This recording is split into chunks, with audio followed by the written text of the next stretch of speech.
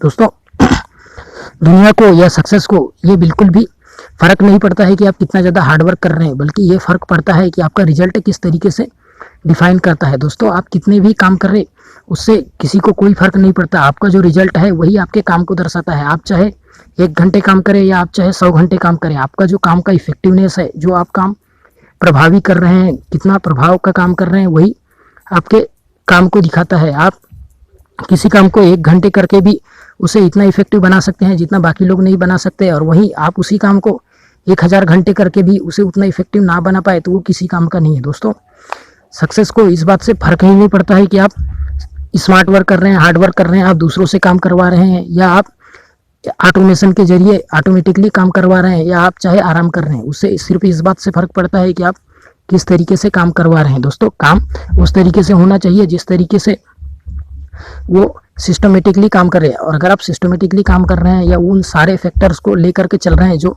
Success के लिए ज़रूरी है, तो वो ऑटोमेटिकली आपका काम बढ़ते जाएगा। आपके लिए सक्सेस ऑटोमेटिकली अपनी आप चल करके आने लग जाएगा, क्योंकि आप उस तरीके से काम कर रहे हैं जिस तरीके से इफेक्टिव लोग काम करते हैं। दोस्तों इस बात से कोई भी फ़र्क नहीं पड़ता है कि आप कितना ज़्यादा हार्डवर्क कर रहे हैं। आप चाहे दिन रात पढ़ाई करें या दिन रात पढ़ाई ना भी करें, वो आपके रिजल्ट को डिफाइन नहीं कर सकता। आपके रिजल्ट को सिर्फ वही डिफाइन कर सकता है जो आपके एग्ज़ाम में आने वाला क्वेश्चन है। दोस्तों अगर आप वही क्वेश्चन पढ़ रहे हैं जो एग्ज़ाम में आने वाला है, तो आप कम मेहनत में भी या कम हार्डवर्क में भी सक्सेसफुल हो सकते हैं, बहुत अच्छे मार्क्स स्कोर कर पाते हैं। और वहीं अगर आप सारे बुक को भी रट डालें या सारे बुक को भी पढ़ ले, पर आप वही क्वेश्चन ना पढ़े जो एग्ज़ाम में आने वाले हैं, तो दोस्तों उन चीज़ों को छोड़ करके ही आप अनसक्सेसफुल भी हो सकते हैं।